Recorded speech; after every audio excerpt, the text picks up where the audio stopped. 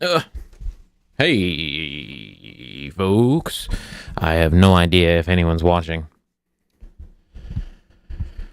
I've. This is gonna be a little bit different than usual. Figured I'd start off with just a little improv shit. Anyway, today I wanted to be a little self-indulgent. Uh, Go over some of the stuff that I use here. As you can see, there's quite a bit. To make all this noise that I make.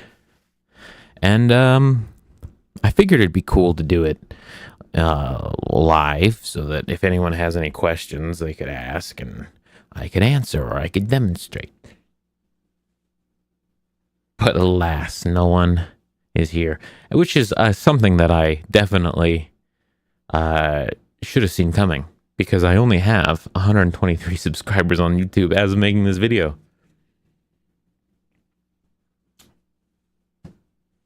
But that's just how it is sometimes. This laptop, oh my god, it's so shitty. Anyway, well, I might as well just start talking about stuff, right? That's what we're here for. That's what I'm here for, anyway. So, we'll start from the top, work our way down. As you can see, I've got this beautiful pedalboard camera now. Pretty epic, pretty cool. So yeah, we'll start with the Geet. I'm mostly a Strat guy. And I like to use lace sensor, red, silver, blue pickups. They're the flavor that I enjoy. This is not my only Strat with those particular pickups in it. Also got this bad boy. This is a 2010 Jimmy Vaughn signature Strat, and I put lace sensors in it. And this Black Beauty here has been kind of my number one Strat recently. And it is a 1995 Tex-Mex Strat, which is the Tex-Mex Strat that came before the Jimmy Vaughn Tex-Mex Strat. Anyway, 95. If you know, you know. These bodies and necks were made in the U.S., assembled in Mexico. So also all my guitars have soldier straps. Great company. Love supporting them. So we'll just go from there to the pedals. So this is where the pedal board camera comes in handy. So first up, we've got an always on pedal. Some of these pedals are always on, some of them aren't. But our first always on pedal is the first pedal. And that is this Boss CS3 compression sustainer. And basically what it's doing is adding a little bit of squish. And it's keeping the input consistent from guitar to guitar. Because I don't just play Strats with lace sensors. I do have others. For example, this Jazzmaster with wide range pickups.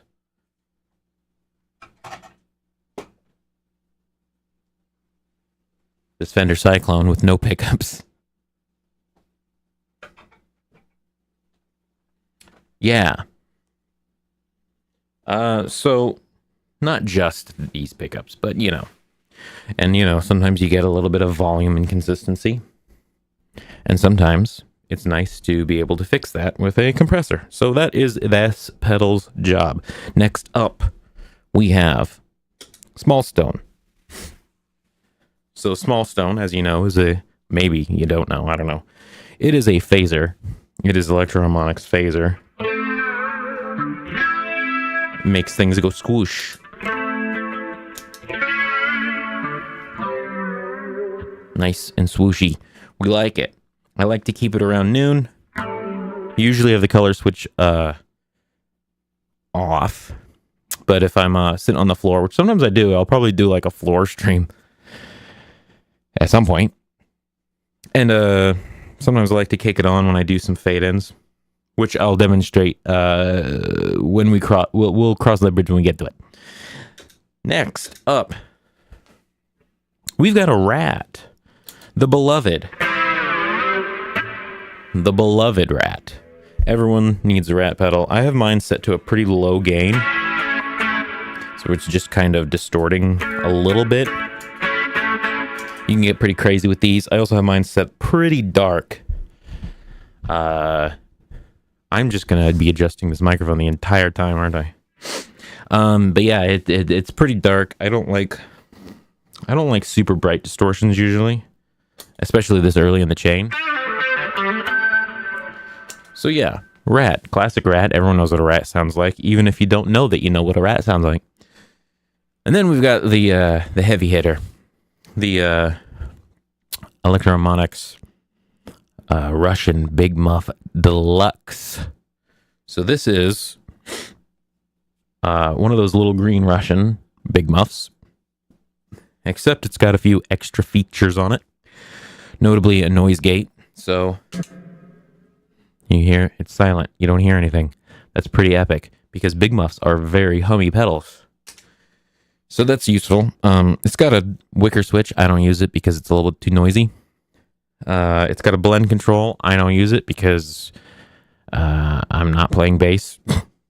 Those are really just for bass players. I mean, you can use it on a guitar, but you don't. It doesn't sound good. And probably the thing that makes it such a heavy hitter is this mid boost right there. So we'll just demonstrate here. Here's without the mid boost.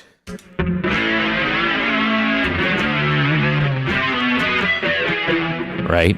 Big muff tone. Everyone knows what a big muff sounds like. Even if you don't know what, you know what a big muff sounds like. And here it is with the mid boost engaged. And I have it set pretty dark.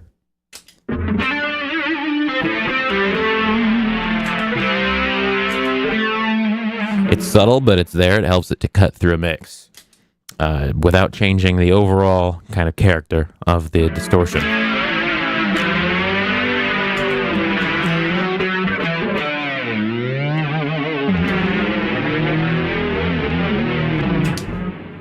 Anyway, yeah, heavy hitter, very underrated Big Muff.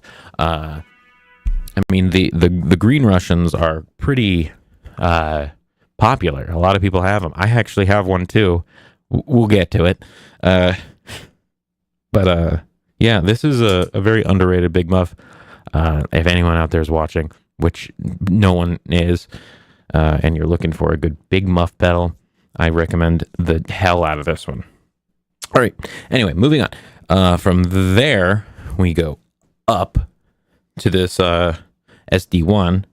Everyone knows what an SD1 sounds like. I have a second as a backup just in case, because this thing, it's a tube screamer, right? This is Boss's take on a tube screamer. Great overdrive pedal. I have it kind of like a mid drive. And I actually have this one pretty bright, so that if I want, I can combine it with the rat pedal, which is, not super distorted and very dark, and brighten it up, and it helps to make things kind of cut through when I really start to get a lot of loops going, and things start to get a little bit dense, and there's it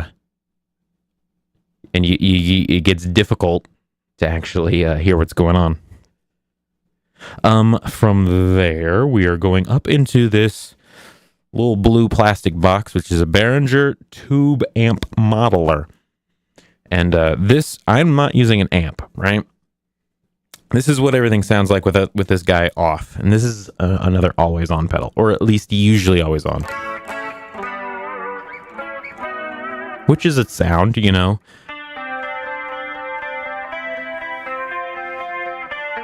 right? You get that super, super clean, almost Knopfler-esque. But I like to sound like I'm using an amp.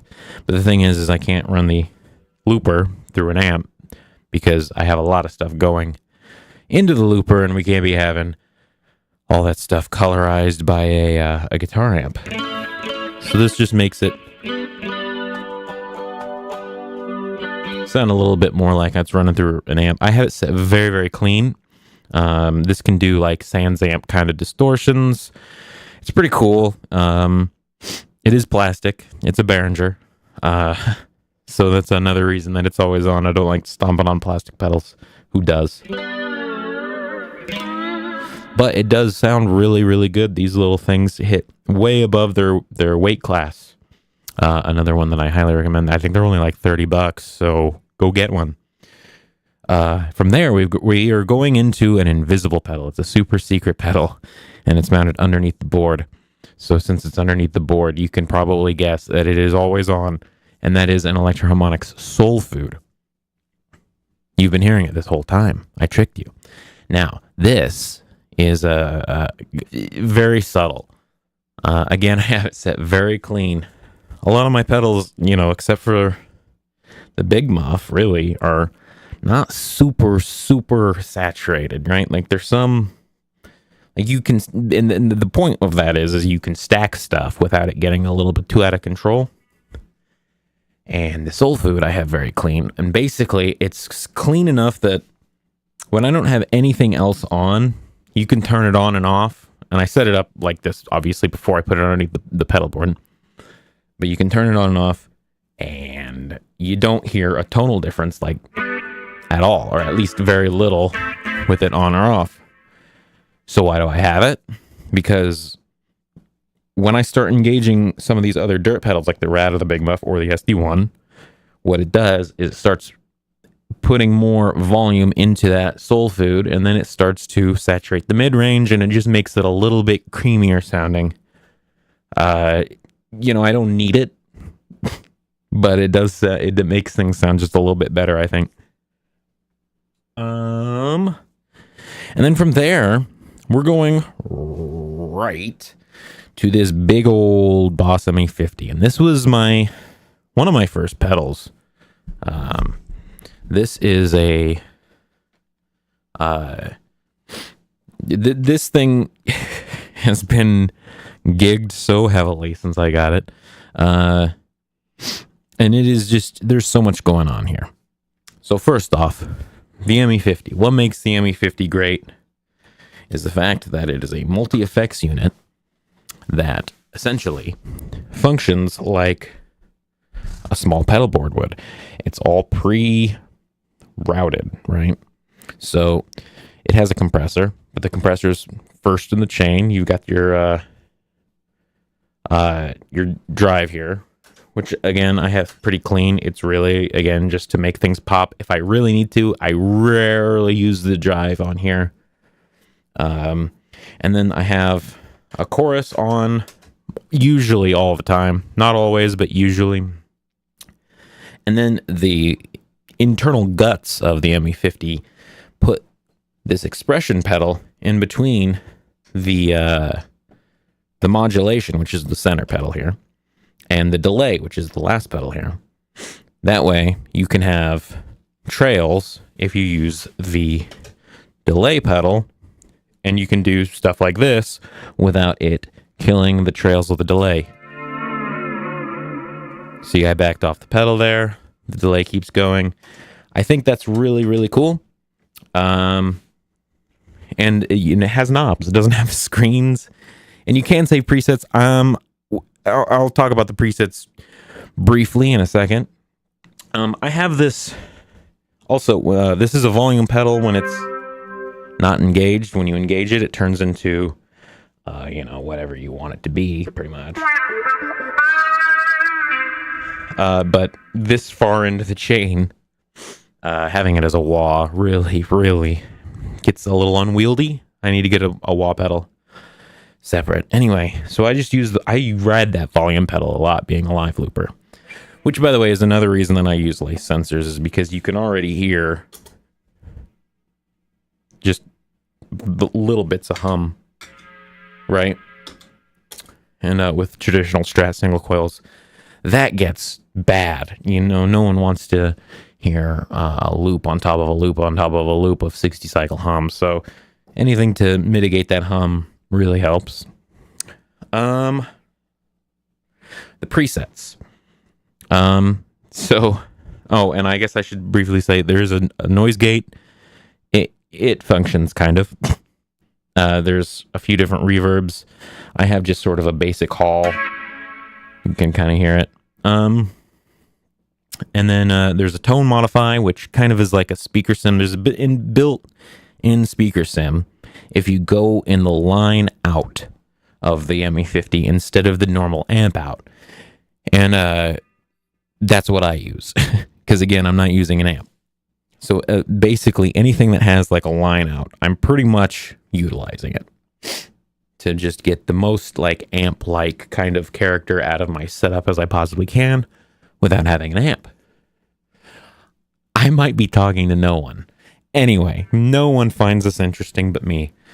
Okay, so the presets. So you step on these two at the same time, you get a tuner. That's my tuner pedal.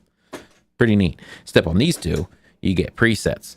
Now, I don't like to use the presets too much, at least not in a traditional sense where like a Line 6 Helix user would just be like bouncing back and forth or whatever. So what I do, because again, I'm playing a guitar, is I have 3 different presets for bass. So I'm using the pitch shifter that's built into the ME50 and some saturation, and it sounds like this. I usually do it on the neck pickup. Sometimes I roll the tone off.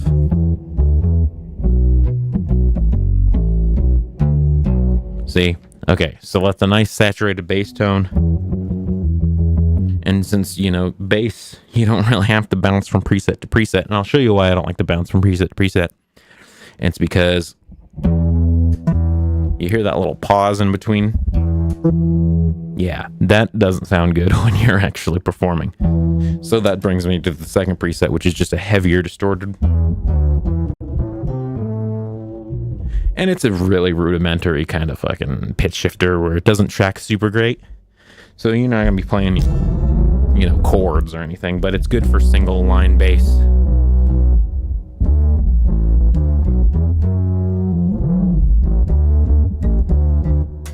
This is...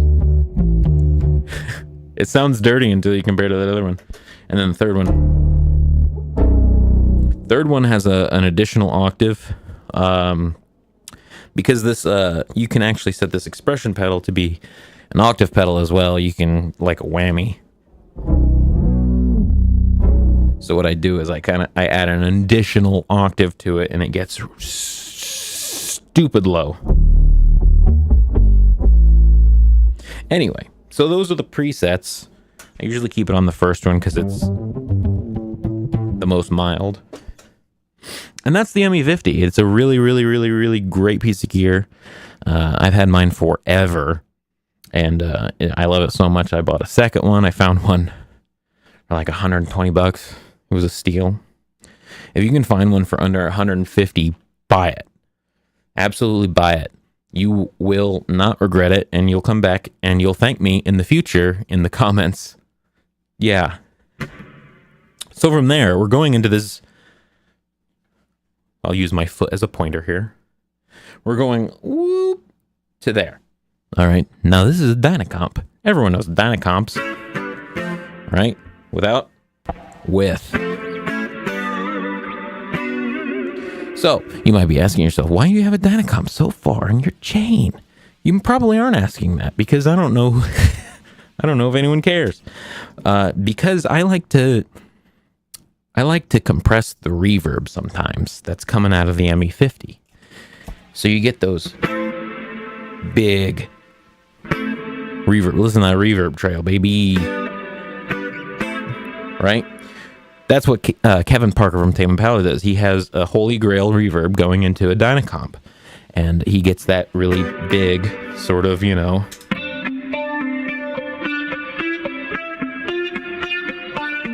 right?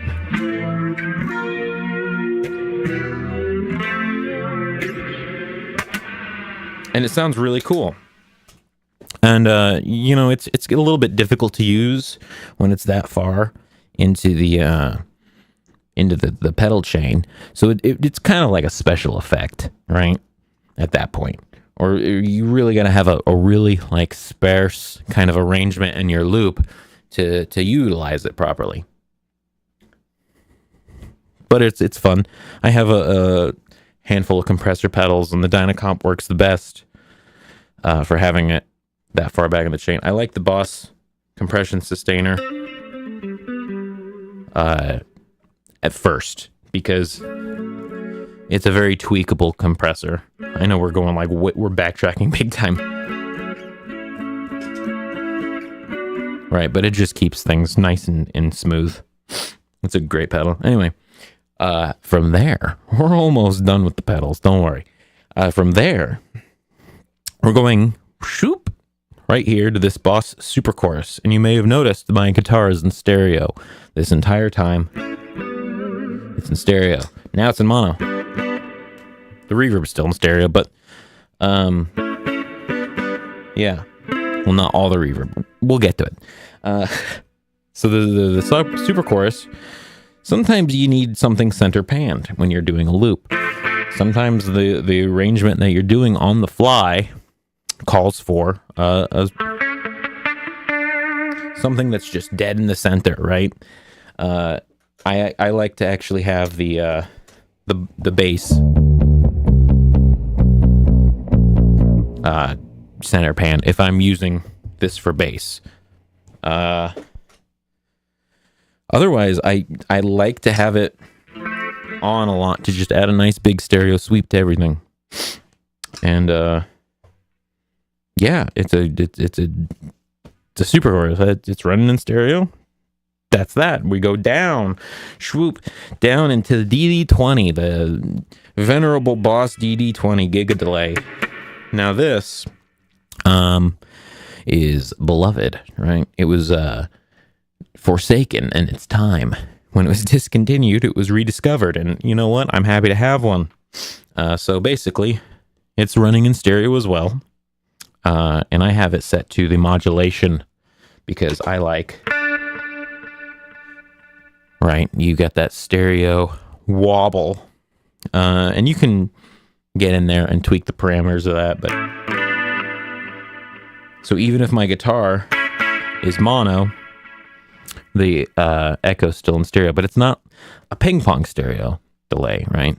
This is a stereo chorus put on the actual echoes, and it just sounds really lovely. And it has the tap tempo.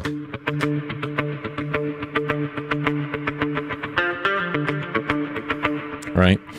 You pair that up with the Super Chorus and it gets really nice sounding.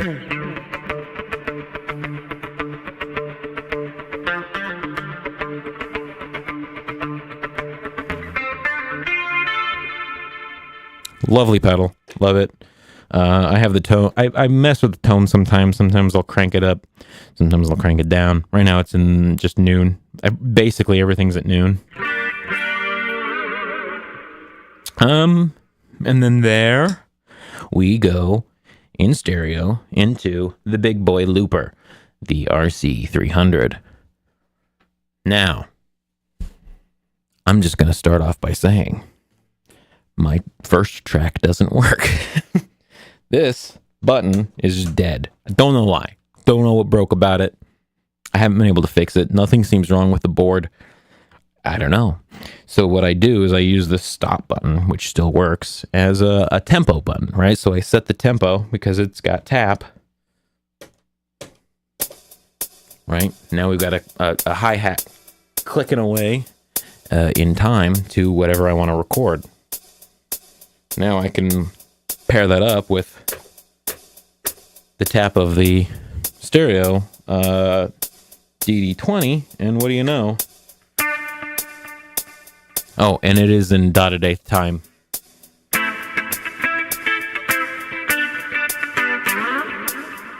Anyway, so that's how I start my loops, right?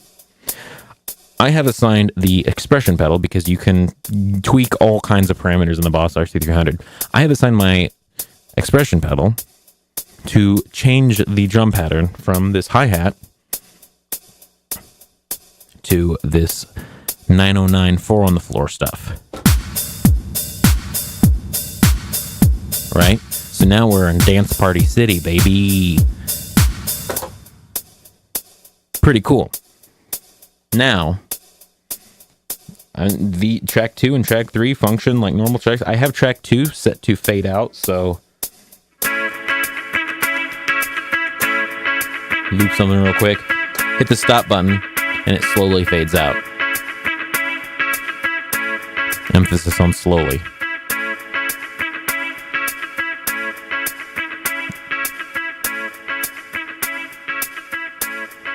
Or, if I want, I can just hit it again, and it'll stop. So sometimes if I want it to stop quickly, I just double tap it. And then you hold it, clears. Boom, gone. Bye-bye loop. You're never going to hear it again. Unless you rewind. So that's how that works. And one more thing. There's an effects loop here. Now you hear ping pong delay, right? And that is just the built-in Boss ping pong delay. And what that does, I have it so that it is on the input signal, right? So it's getting, you can apply that to the whole track, the whole loop that you make going out, or you can have it affect what's coming into it. I have it for that, right? So sometimes, yeah, when you start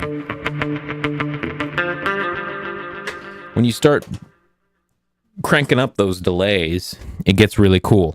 Speaking of delay, I totally forgot to mention the delay on the Boss ME50 here. I have it I have it set so on the slow echo, it takes away all of the attack of the guitar. Now, that's really useful if you want to record something and you can't really do a fade in for whatever reason. Like maybe you're starting your loop with a fade in and you have to have your foot ready to arm a track, and you can't be, I mean, you can if you're like in a chair, I guess, but I'm not. So anyway, so that's what that is. And that is really handy. Now we're gonna leave guitar land right now, right? Give me a second. Turn that off. Lose my balance.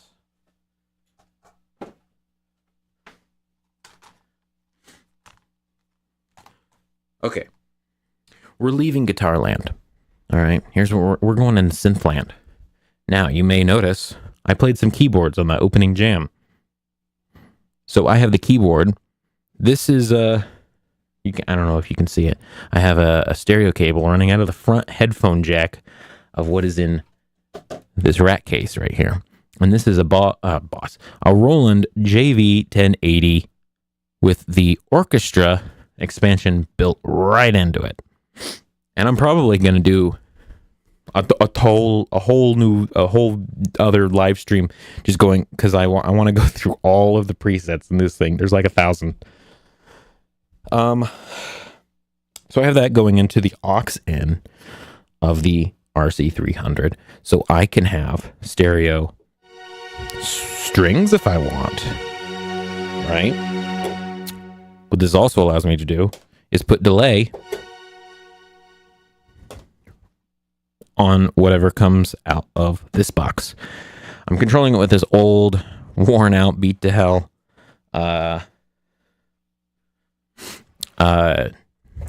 Kawai K1, and I have the volume down. It's literally just acting as a MIDI controller. So I have 4 banks of user profiles here that they're kind of my go-tos. Just preset number 1,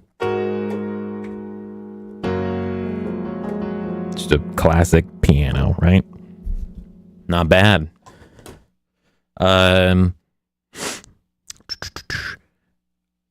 I mean, I'm not gonna run through every single preset right now, but I have some favorites. The Sawmass is one of my favorites. That's just a really nice sound.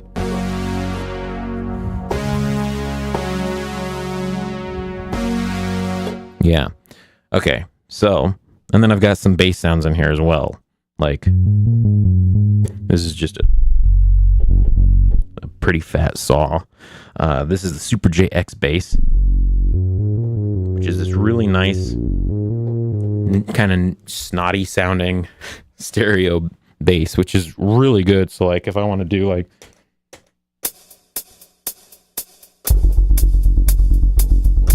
that was a really bad loop, right? So now what? Now what do I want on top of that? Well, pretty great. Now, say that that kind of percussion, just the 909 4 on the floor isn't enough for you.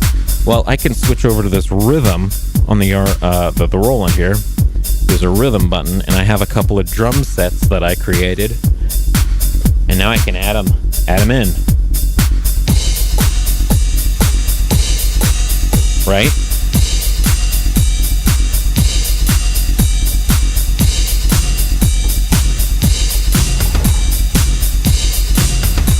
Really bad loop, but you get the gist of it, right? I mean, I programmed this. This is just a tuned 808 kicks, right? So I can do some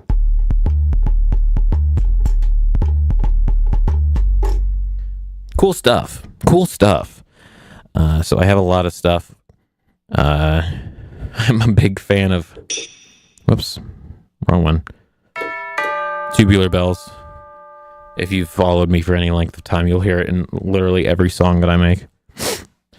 So yeah, that's the Roland JV1080. Just a quick kind of preview. Altoids tin. That's where you keep the tone. Everyone knows that. So that's most of what I'm running. It's not everything. It's most of it. That is about all the stuff that I would bring to like a show, right? Now I did have, I used to get accused of using just pre-recorded drum loops, and no, I always used to just make them from scratch. And at home I still do that. It started to get a little cumbersome to bring this with me everywhere I went, so I actually started recording and pre-saving some loops for songs that I actually write and perform, and I can control it back and forth. You might notice this old PV amp switcher here, and I have it just plugged in to one of the control inputs on the RC300. The RC300 is a very powerful tool, in case you haven't noticed, and I can just select, go up and down, scroll through various pre-recorded loops, play guitar over them, sing over them, do whatever I need to do. So, for example, track one that I have saved here is the backing track for "Think I'm Dying." Right? It's just the drums, and yeah, the tubular bell. This is a song called "Spare Change," which I need to record. Now this, I have bass recorded, that synth bass, because that is recorded with the Roland and not on guitar. So some of these do have bass, some of them don't. This is called Barnstormer.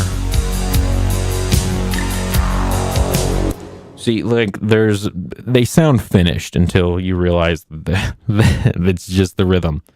And so all the lead playing and any guitar. I haven't pre-recorded any guitar tracks.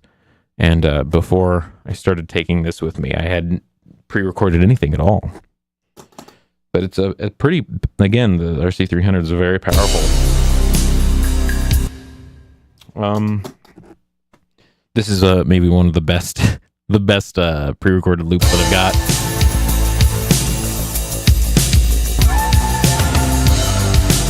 And those are just Roland sounds. And yeah, you can just kick in the 909 on top of that, which is a lot of fun, actually. This is Somebody Up There Hates Me, which is a check it out on Spotify if you haven't already. Shameless plug. And yes, there is an all stop button on the RC300 as well. So anyway, workout. There's two main. So it's I have it set to preset 99, which is just a blank one, and then I have sometimes I go to 98 because they're the exact same blank preset, but I have them both set to different drum loops to start with.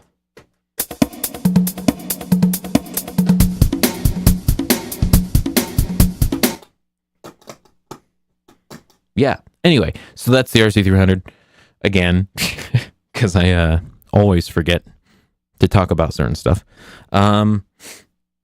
So where's everything going from here? It's all going into this rack that the pedal board camera is actually sitting on, so I can't show it to you. But it's all being powered by a big old rack rider, which is a power conditioner made by Furman. And the RC300 is running stereo outs into this. I have a Rolls line mixer, and the Rolls line mixer has stereo left and right channels, which is really cool. And that is also where my microphone's running, but we'll get there in a second. And then, actually, no, we'll get there right now. The microphone. Right now, I'm talking into a Rode NT1A condenser microphone. It's a decent microphone. Sometimes I'll use, a Shure SM58 or something for these streams. I really like to sing into Sennheiser mics. I think that they just have a nice little bit of clarity. And you can actually hear yourself on stage. But anyway, so this is being powered. This is a condenser microphone, right? This is being powered by a DBX 286S channel strip compressor, preamp, and noise gate. And it's pretty good. It's pretty good. It's got a little bit of, it's got a two EQ knobs. I can make this sound really radio compressed if I really want to. And it helps control, there's a lot of noise. I live in an apartment building of like 150 people. Car alarm's been going off outside all day. You can't hear it though, can you? You'd never know. So it's a really good preamp. And anyway, so that's also going into the Rolls line mixer. Now, the Rolls line mixer has an effects loop, right? And I do use the effects loop. I have an old Alesis MIDI Verb 4, and the MIDI Verb 4 it only has presets. You cannot tweak the parameters at all. It's only presets. I usually use one or two different settings on it. Right now I have it on this deep sweep setting, which is a stereo flanger, which it just gives a little bit of stereo bounce and a little bit of dynamic. It makes things sound a little bit more active, a little bit livelier, which I really like. It's just blended in a little bit to the master input of all the music, not the microphone. Sometimes I use one of the actual reverb settings though, and the reverbs are, there's a lot of them to choose from. So, just find what you like, And then everything from the Rolls line mixer goes into a Behringer Composer XL stereo compressor. And the stereo compressor, as you may have guessed, compresses the left and right channels and sends them out, and they go into a Focusrite Scarlett 2i4 2nd gen, and then that goes into my PC, and my PC goes into OBS, and OBS runs, and then on YouTube, and then you consume, or you don't, you probably don't, whatever I make. And that is about everything, I think. There's, little things. Oh, the little green Russian Big Muff. Okay, so like I said, I do have one. And I do use it, but not the way you'd think. So this is a condenser microphone, right? And you may have noticed that you hear a lot of, you know, that kind of stuff. You hear my dry picking, you hear that kind of stuff. Ooh, stop. So what I have, quite cleverly, or maybe desperately, I've got just a green Russian Big Muff. It used to be my main Big Muff before I got this bad boy. So I took the power off, right? There's no power running to it, but I have it placed in between the preamp for the microphone and the line mixer, and it's a true bypass pedal, which means you can turn it on and it turns everything off that's running through it. So instant mute switch. Can't even hear me. Oh, now you can, because I turned it off, which turns everything back on. It's pretty neat, pretty nifty. Very proud of that. Anyway, so yeah, that's about everything. I don't know if anyone will find this interesting. I feel like this is like the ultimate setup for a line or a live looper like myself, right? Like a lot of people, I see a lot of these really impressive live looping setups, and you know, the last, I don't know, I've been live looping since I was like 17 or 18 with just like maxed out delay pedals, right? My first pedal ever was a Boss DD5, which I no longer have, and I would just max it out and just jam along to myself, right? And I've come a long way, obviously, and I was kind of hoping people would have questions or anything I could answer, but you know, that's the way the cookie crumbles. No viewers this whole time. It's a nerdy stream. I know it's a nerdy stream. I know it's not normal. I do want to do another just improv music stream here soon. Maybe I'll get a few more viewers. The thumbnail for this video, though, this live stream, was really funny. I love that thumbnail. I laughed a lot making it. Because, you know, Premier Guitar. Yeah. We're only missing John Bollinger, baby. Anyway, so that's about all. I'll end with another jam, and we can, hopefully, we'll do a more conventional live stream soon. Maybe sometime this week. And maybe people will actually tune in. It's kind of a bummer when you set these things up days in advance and no one shows up, but you know, is the beast that is the YouTube algorithm and the painfully ineffective subscription system. Yeah, and if you're watching this in the future, God forbid, God help you. If you have any questions about anything that I've shown, just feel free to ask.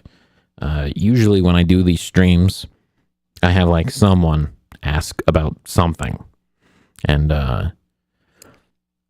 you know, I figured, what the hell, I'll just do a dedicated live stream for it, and and now no one's here. Oh, one last thing before I end with the final jam sesh. Shoes. The most underrated, overlooked piece of gear in a live looper's arsenal. Shoes. Okay, I'm wearing Adidas Samoas. These are probably the best shoes I've ever had I've had several pairs of these. They're perfect for live looping. Why am I talking about shoes for live looping? Look, you're not stepping on these pedals with any kind of accuracy wearing Doc Martens. You're just not. You're not doing it. Frankly, and in buttons like the Rat or the Big Muff, right? The hard buttons, those hurt. Those hurt if you're not wearing shoes. And if you're not wearing shoes, you don't want blood all over your pedal board, is what I'm saying. And I think a good pair of sneakers. I find like these kind of like soccer style shoes. Sambas are really good too. Sometimes I wear Nike Cortez, but I really like these. They have the half cap toe. They're perfect. They're perfect. I cannot recommend shoes. The right pair of shoes will help you get the job done. I promise. I promise. I'll die on that hill. Get yourself a nice pair of shoes. I'll step down from my soapbox now and I'll actually make some music and then we'll say goodbye. And then we can pretend this stream never happened.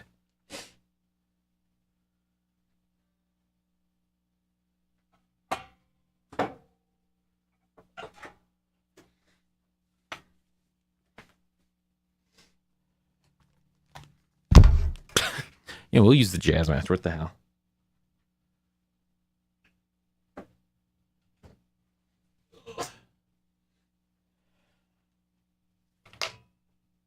So, yeah. Hopefully we'll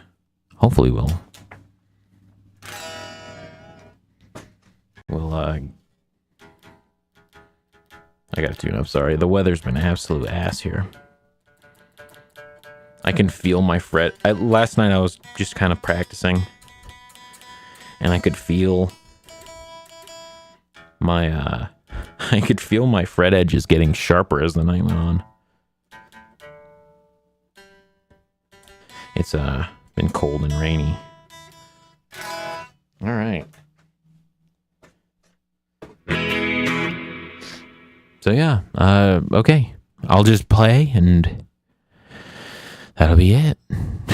So if you did watch this, thanks for watching. If you didn't, thanks for watching. Here we go.